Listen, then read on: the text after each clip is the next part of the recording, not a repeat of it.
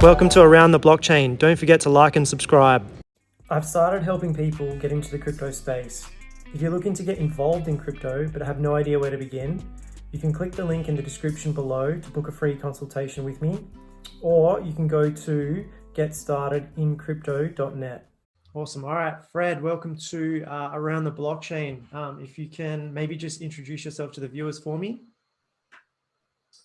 My name's Fred Schebesta. I'm one of the founders at Finder.com. And I guess I'm a cryptocurrency entrepreneur, enthusiast, investor, creator, and sometimes a farmer. And now I'd say also a game fire. It's a lot of hats to wear there. Well, I think in cryptocurrency you got to be a bit of a a multidisciplinary artisan of the space. So yeah, I would totally agree with that.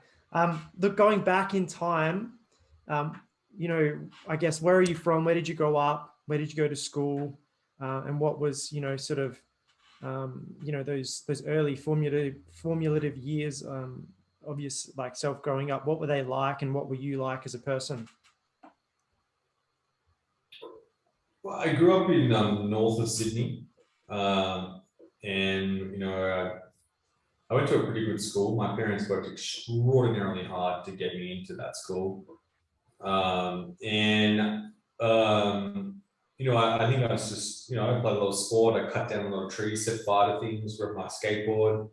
Bit of a rebel, I'd say. Not a rebel, but like I wanted to push the limit, and I was always curious and wanted to see where the edge was, just for the sake of it, mostly.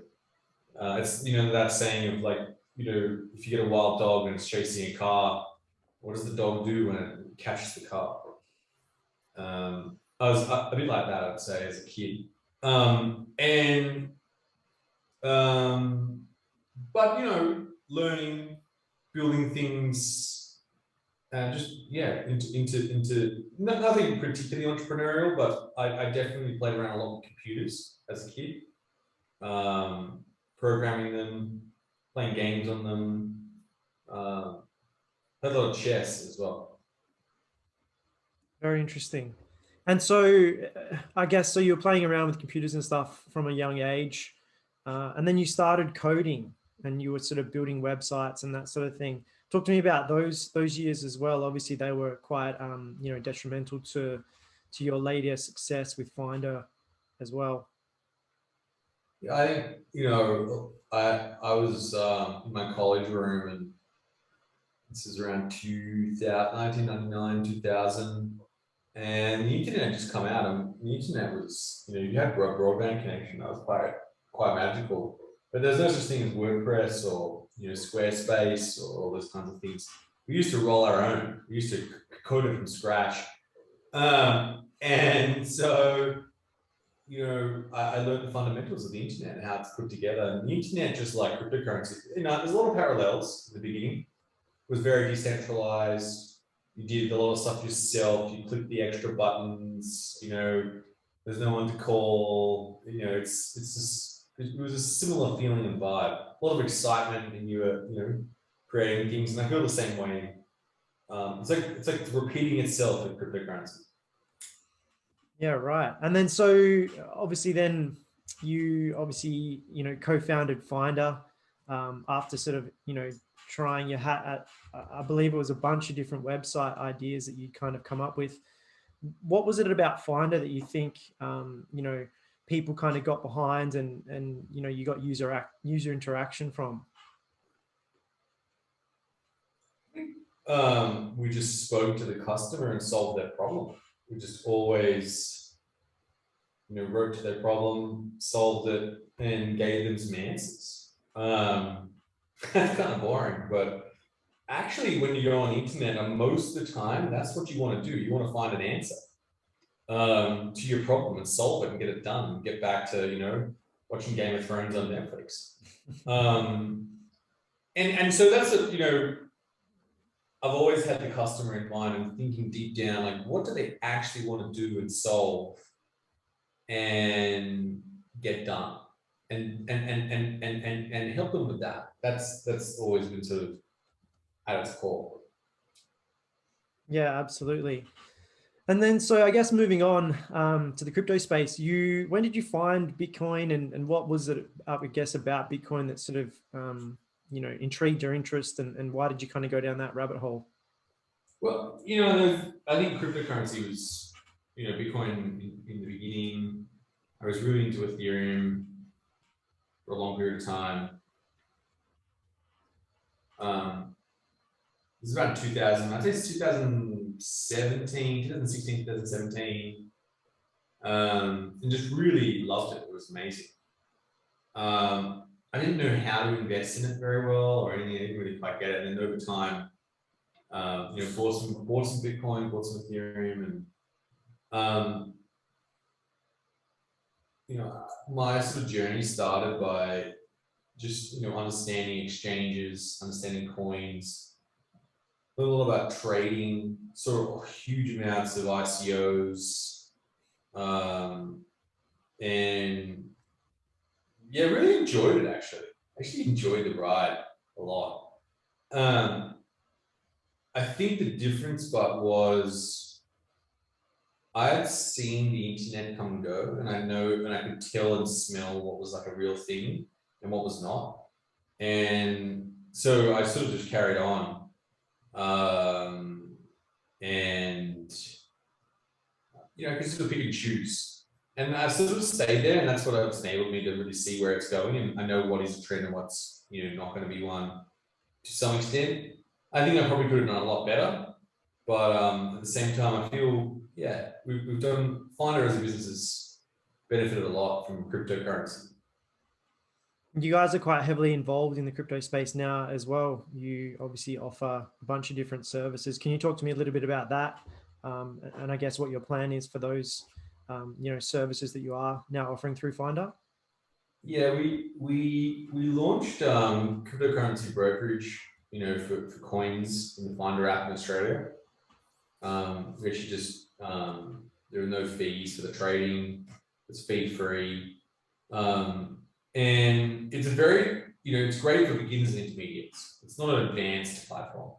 I think it's not necessarily that remarkable when it comes to all the other services that crypto people are into. It's not going to, there's all sorts of better rates and, all sorts of better things out there. But I think for the beginner, it's again very simple. It's for the beginner. Just getting no wallets, you don't need to do any keys or blockchain transactions or hashing or confirmations, and there's none of that. It's gas fees and all that. It's just swipe, click, done. And that's it. And we really are trying to bring that retail audience that don't want to get a MetaMask account and all those kind of things and bring them in. That's really the mission that we're on. We want to get the other, we did a survey at Finder in Australia. We think about 17% of Australians have bought some sort of cryptocurrency at some point in time. And so there's 83% of people to bring in. Not all of them are going to come in, but if say we brought another 20%, that would change things a lot. And that's really what Finder's about, right? So, we know it's that user who just wants to get started, and they, where do you go? Well, our app is perfect for that. It's exactly easy, simple, and it takes about we've sort of timed users. It takes them about 3 minutes to sign up an account, deposit their money, and purchase their first crypto. 3 minutes. Wow. And that's from a lot of work, a huge amount of incredible engineering and product management and user testing at Finder. And the team have been working, for a long time, and they continue to make it better. That's sort of where we start.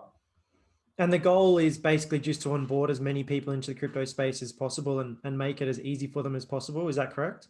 Correct. Yeah.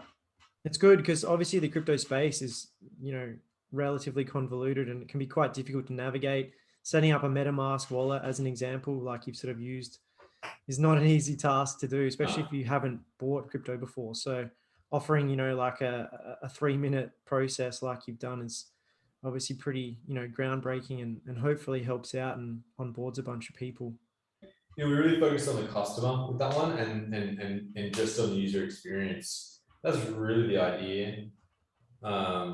And as I said, it's not for the advanced, in cryptocurrency native. It's for the, your beginner, your parents, people who just want to get involved, get in the action, but they're never going to quite get to that full-on level. Yeah. Talk to me about play to earn gaming. You've been quite vocal about this space. I myself, obviously, we were sort of chatting a little bit before we got started, and I obviously dabble in that area as well. So yeah, talk to me a little bit about it. I know you're involved in a couple of different games. You're obviously advising to, I think it was Balathazar. I think you were, I listened to a podcast you'd done as well, and you were talking a bit about the game escapes me. I think it was Star Atlas possibly. So yeah, talk to me about the play to earn space. What do you see happening there? Why are you kind of so excited about it, and what can people kind of expect? Yeah, so back in 2018, I was on stage at a meetup and someone asked me, what's it going to take to get mass adoption of crypto? And I said, a whole series of things. But one thing I said was when games start to adopt crypto as a form of payment. And the reason I said that is because if you're in a virtual world, for whatever reason, you wouldn't even think twice about not having a digital currency.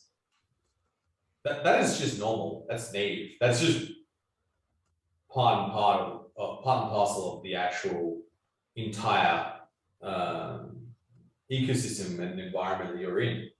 You wouldn't stop and put your credit card details in. It just feels weird. You just want to send someone some sort of value. And so I thought natively that would bring a huge number of new people and existing people into the space to adopt and really get more and more everyday involvement with with digital currencies. And what's really interesting is I didn't really know what format that would take and what incentives would be needed. But I think play to earn is an incredible model. The challenge with it, I think, begins with a couple of things. The first one is that I think when it comes to any particular game, you need a game where the utility and the fun of playing it brings in enough people to just be playing the game because they want to play the game, that the people who are earning can continue to earn.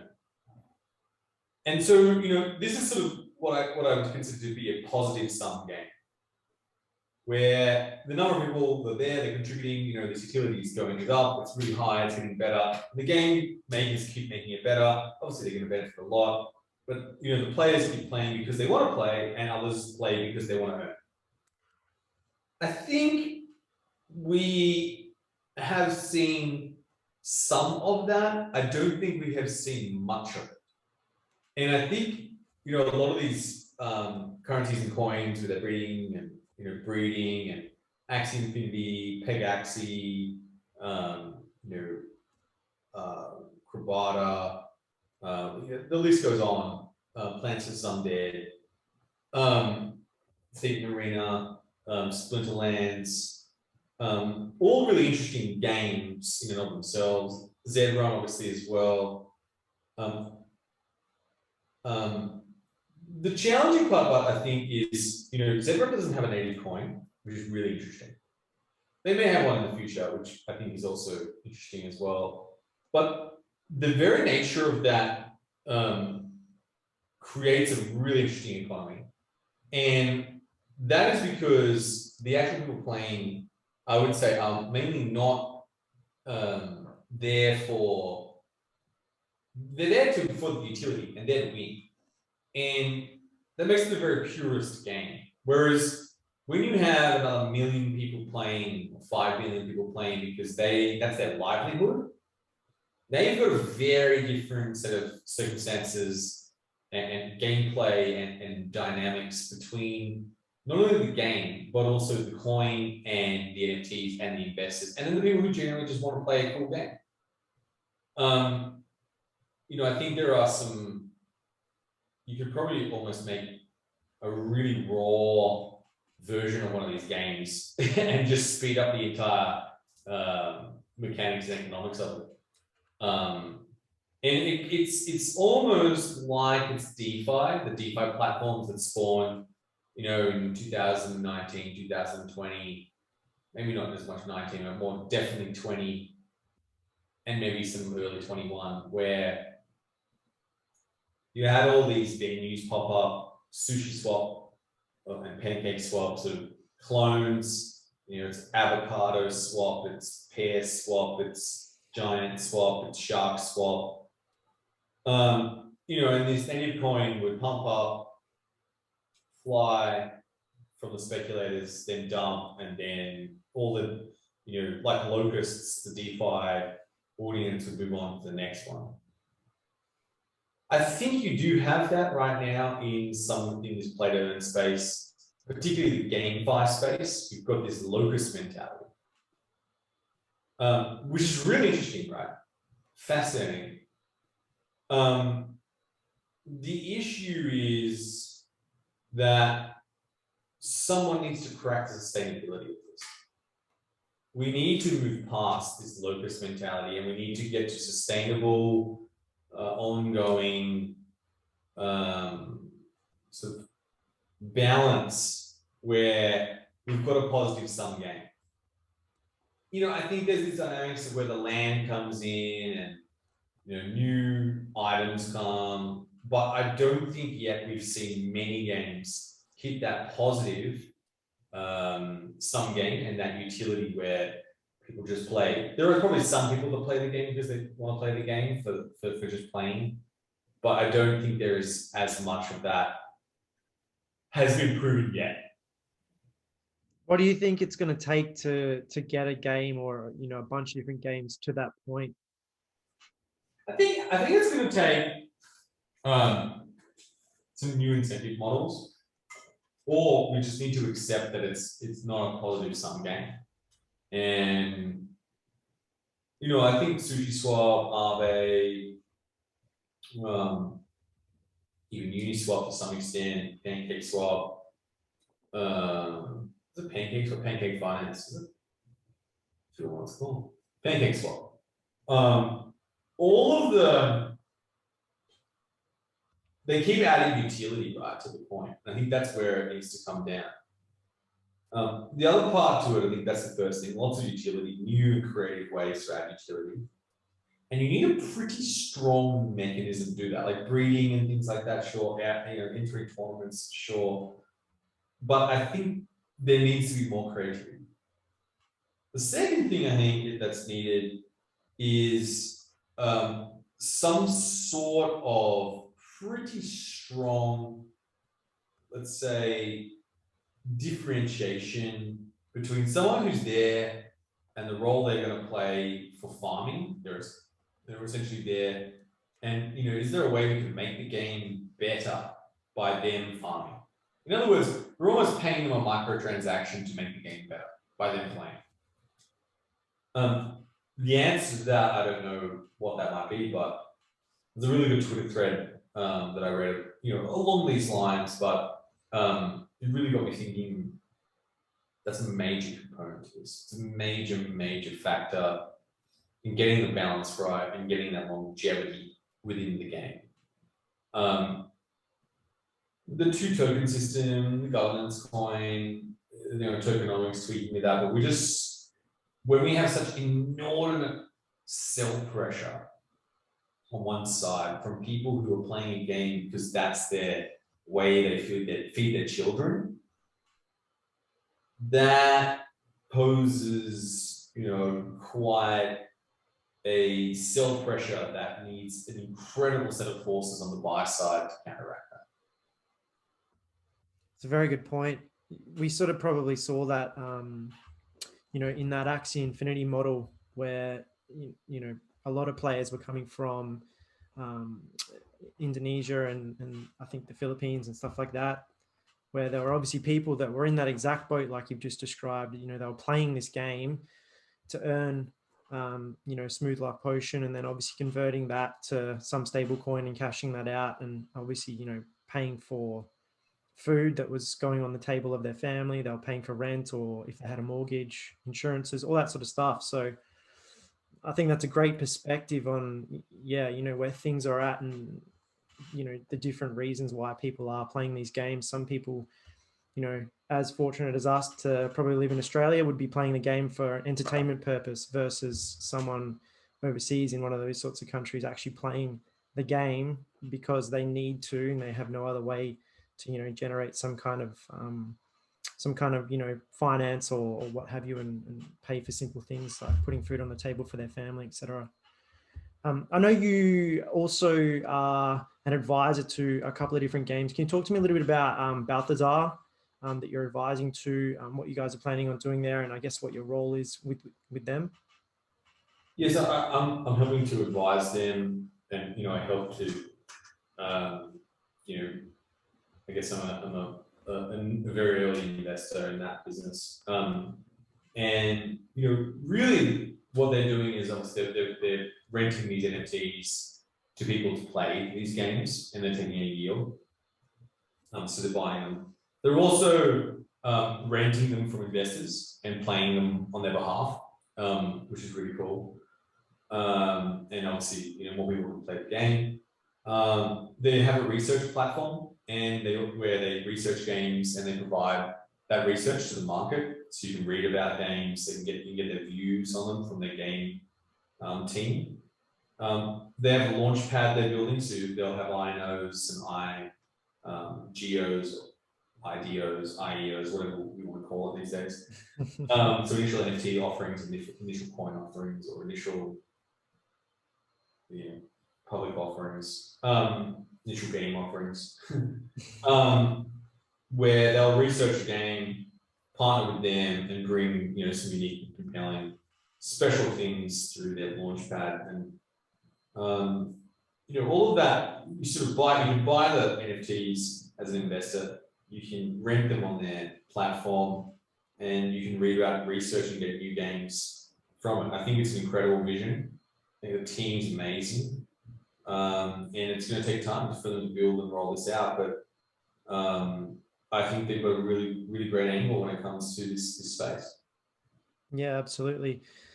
Can you talk to me a little bit about DAOs as well? I know you've sort of spoken about this a little bit in the past, but can you talk to me a little bit about a DAO, what it is, how it sort of works, and how it's kind of, changing, I guess, the governance structure within the crypto space, but maybe also relating to, traditional businesses, and how that can sort of maybe have a bit of an overlap there as well?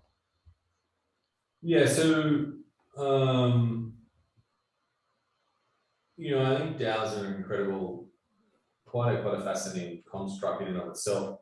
And I think this idea of people coming together and contributing and benefiting from that together, for obviously not only themselves but also the greater good, is a great construct, right? So I think it's amazing. So people can come in, they can contribute, and participate, and that's a different formation than many other places. You maybe open source software is probably close, to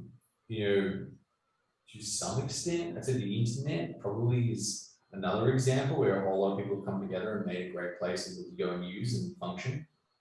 So I think it's that kind of structure, but then you've got the economic incentive around it as well. Voting, in terms of governance of what it's going to do. And I think there needs to be a bit more clarity from the regulation perspective. It is a little bit,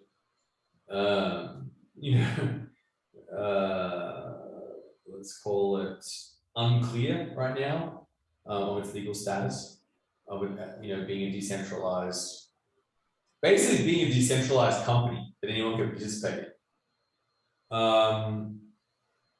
So I think it's great. I think it's going to get bigger, and they're going to get more structured. There's more tools coming out to serve and and obviously facilitate them. But today, I'd say it's relatively nascent, and there needs to be a lot more structure and tools and governance around it. Yeah, absolutely. Look, what are your thoughts on Web 3.0 and also maybe this buzzword of the metaverse, which has been chucked around a lot recently, especially with the announcement from Facebook, which is now Meta. What's your thoughts on those sort of two things? So I think Web3 is just a really good word.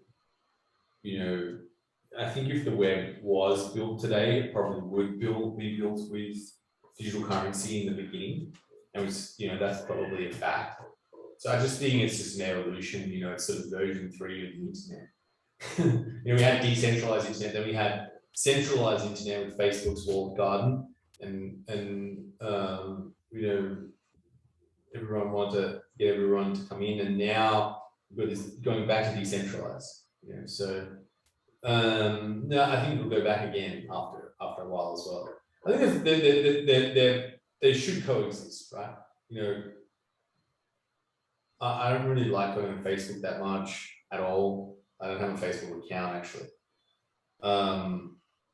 and other people do. And that's their choice. But I tried Facebook in 2012, and I sort of left in 2012, and I've never. It's 10 years I've been off. And I just missed the whole thing, but I'm fine with it.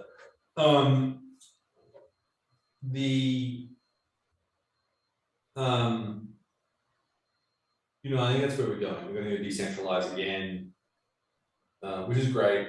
In terms of the metaverse, I think this is, I don't know, this is probably controversial, but I think we've already had metaverses, right? Let's go back in time. We used to play multiplayer games with our friends.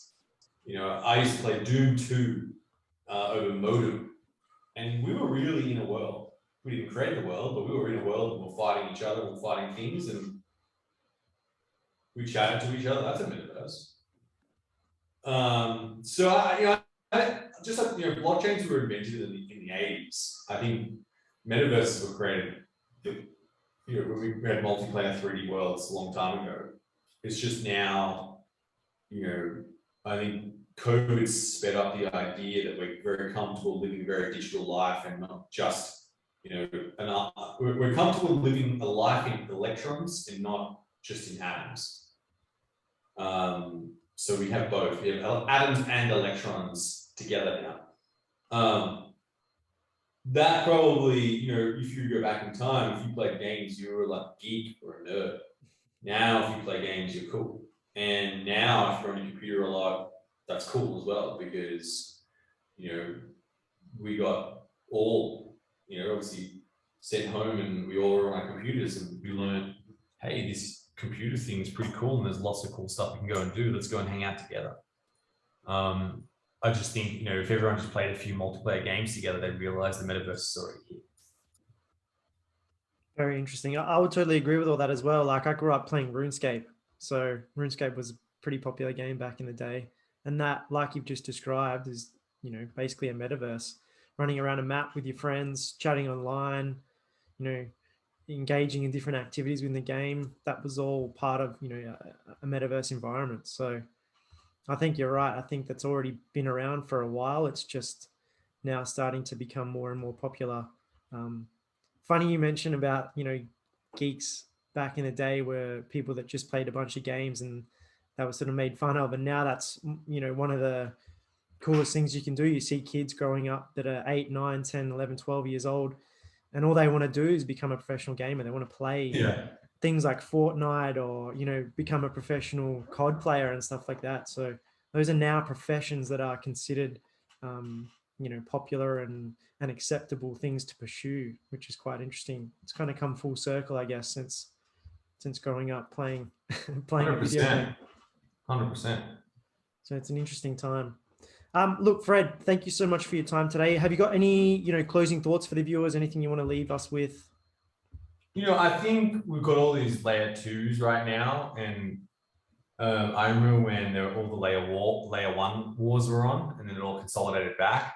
I think that's what's probably going to happen in layer two. It'll consolidate back to some sort of, a few. And I don't think that the top 50 coins that we see today will be the top 50 coins we see next year. I think we're growing, we're building, we're changing, we're evolving right now, which is super exciting. Thank you so much. I really appreciate you jumping on today. Thanks, Ryan.